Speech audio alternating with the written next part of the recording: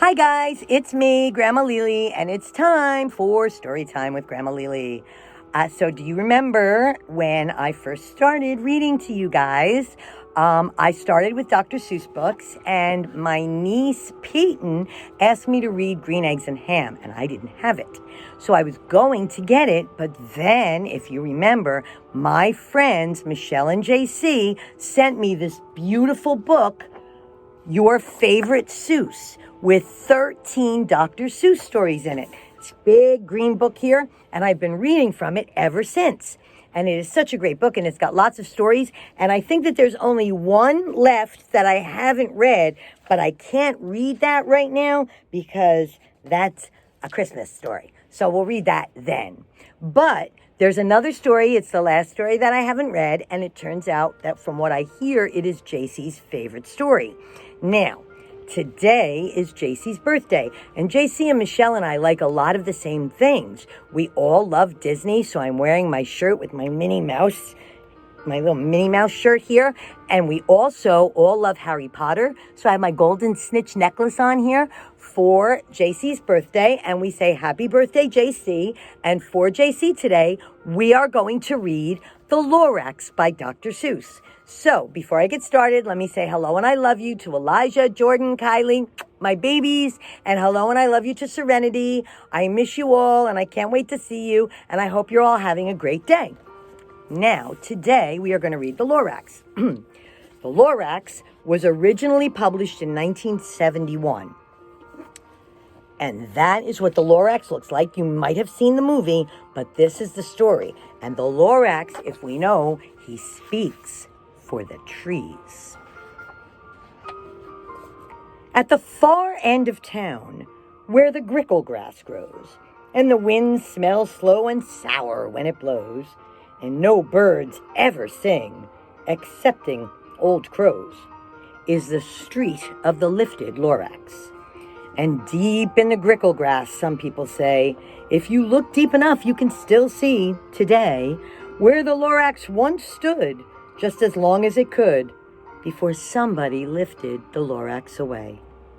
What was the Lorax, and why was it there? And why was it lifted and taken somewhere? From the far end of town where the grickle grass grows. The old Onceler still lives here. Ask him. He knows. It's awfully gray there, doesn't it?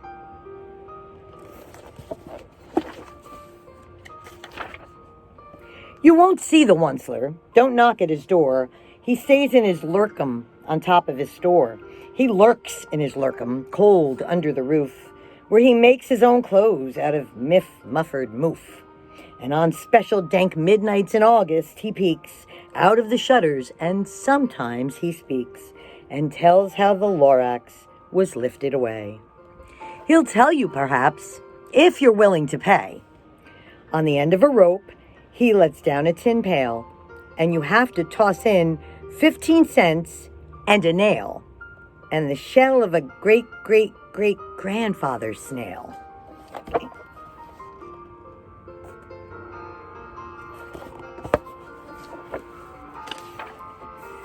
Then he pulls up the pail, makes a most careful count to see if you've paid him the proper amount.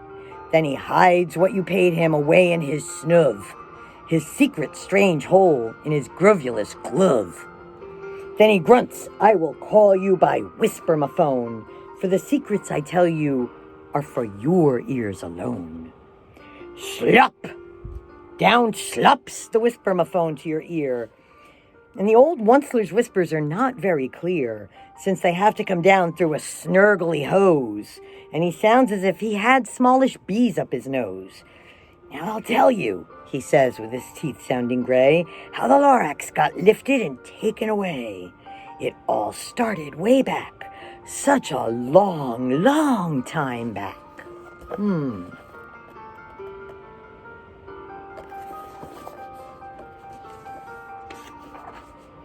Way back in the days when the grass was still green, and the pond was still wet, and the clouds were still clean, and the song of the Swami Swans rang out in space, one morning I came to this glorious place, And I first saw the trees, the truffula trees, the bright-colored tufts of the truffula trees, mile after mile in the fresh morning breeze. And under the trees, I saw brown barbaloots frisking about in their barbaloot suits as they played in the shade and ate truffula fruits. From the rippleless pond came the comfortable sound of the humming fish humming while splashing around. Wow, that looks nicer than those gray pictures, doesn't it?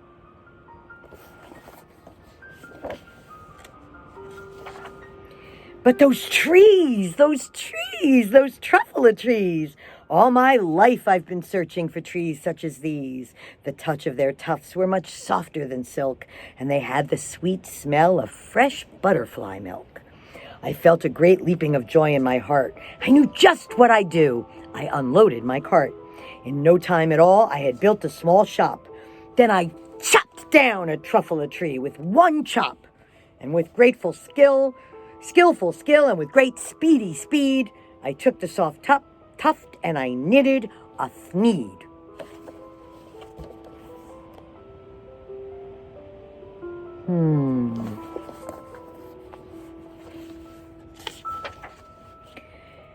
The instant I finished, I heard a gazump. I looked. I saw something pop out of the stump of the tree I'd chopped down. It was sort of a man. Describe him? That's hard. I don't know if I can. He was shortish and oldish and brownish and mossy. And he spoke with a voice that was sharpish and bossy. "Mister," he said with a sawdusty sneeze, "I am the Lorax. I speak for the trees. I speak for the trees have no tongues. And I'm asking you, sir, at the top of my lungs." He was very upset as he shouted and puffed, "What's that thing you've made out of my truffula tuft?"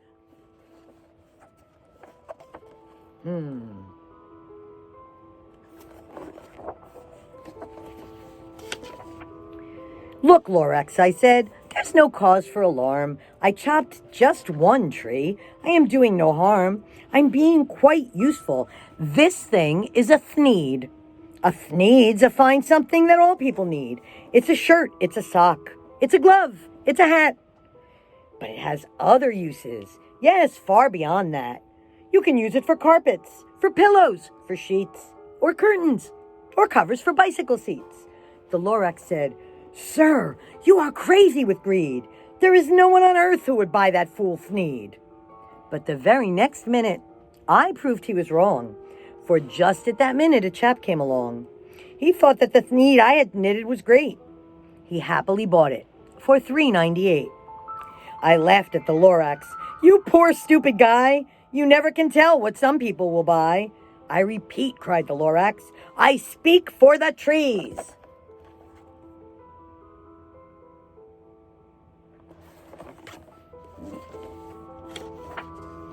"I'm busy," I told him. "Shut up, if you please." I rushed across the room, and in no time at all, I built a radio phone. I put in a quick call. I called all my brothers and uncles and aunts, and I said, "Listen here. Here's a wonderful chance for the whole Onceler family to get mighty rich. Get over here fast. Take the road to North Nitch. Turn left at Weehawken. Sharp right at South Stitch."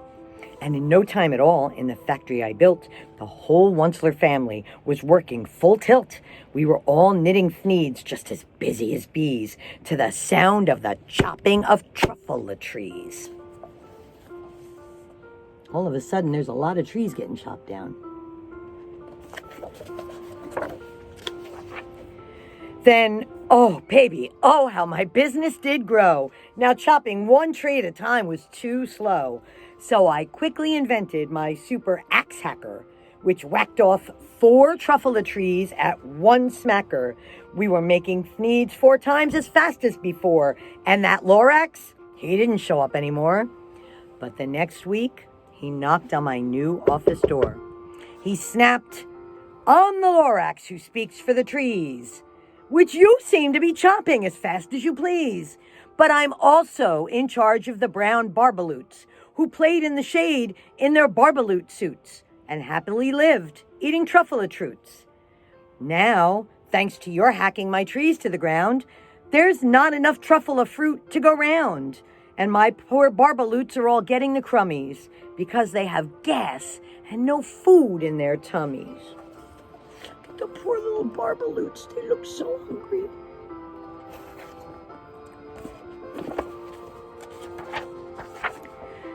They loved living here, but I can't let them stay.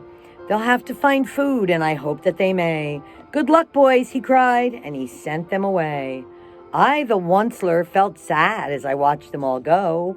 But business is business, and business must grow, regardless of crummies and tummies, you know. I meant no harm, I most truly did not, but I had to grow bigger, so bigger I got.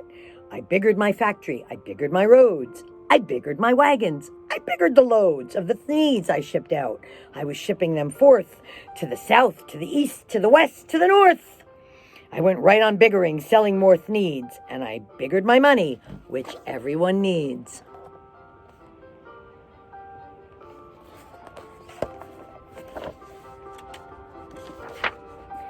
Then again he came back. I was fixing some pipes when that old nuisance Lorax came back with more gripes. I am the Lorax. He coughed and he whiffed. He sneezed and he snuffled. He snargled. He stiffed. Onceler, he cried with a cruffle smoke croak. Onceler, you're making such smogulous smoke. My poor swami swans, why they can't sing a note. No one can sing who has smog in his throat. And so, said the Lorax, please pardon my cough.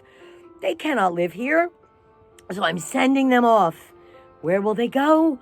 I don't hopefully know. They may have to fly for a month or a year to escape from the smog you've smogged up around here.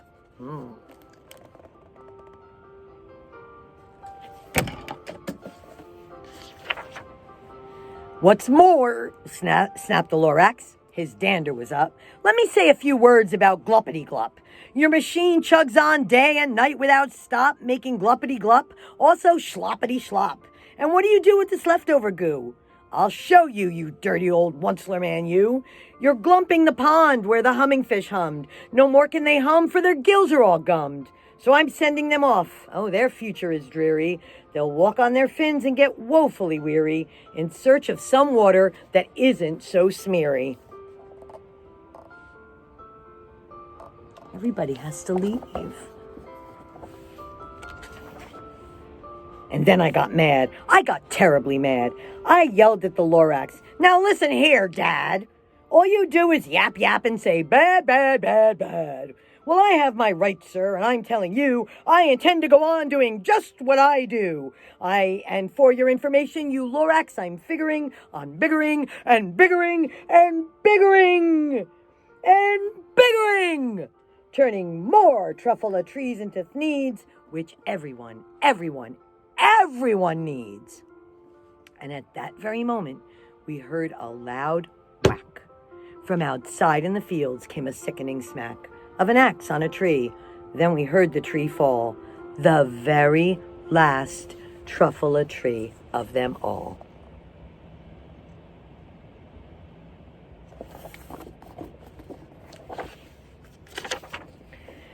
No more trees, no more needs, no more work to be done.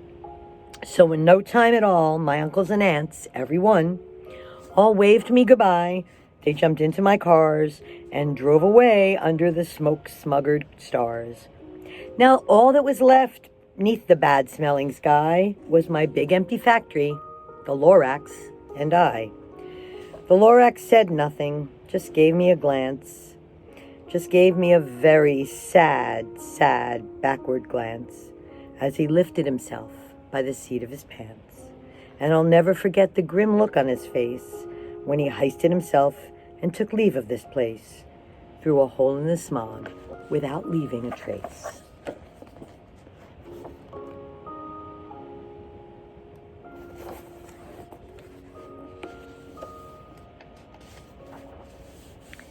And all that the Lorax left here in this mess was a small pile of rocks with the one word, unless.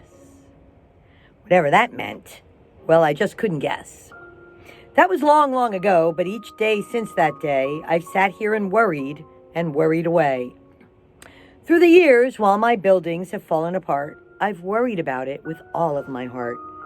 But now, said the Onceler, now that you're here, the word of the Lorax seems perfectly clear. Unless someone like you cares a whole awful lot, nothing is going to get better. It's not.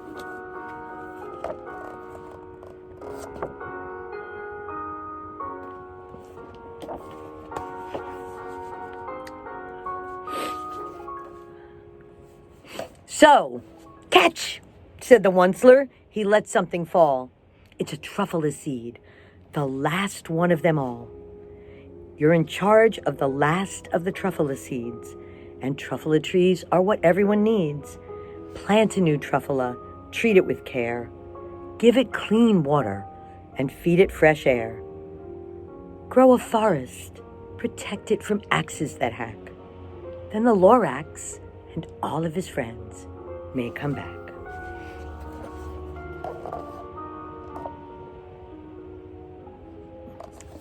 The end. Now, yesterday, if you remember, we read a story about what happens when you put poison in the water and what it does to the fish and the coral reefs. And here you see what happens when you cut down trees and build factories and put smog in the air. And there's a very important line in this book. Unless someone like you cares a whole awful lot, nothing's going to get better. It's just not. So you guys, go plant a tree. And now we all say, happy birthday, JC. We love you. We love you, JC. Happy birthday. Thank you so much for our Dr. Seuss book.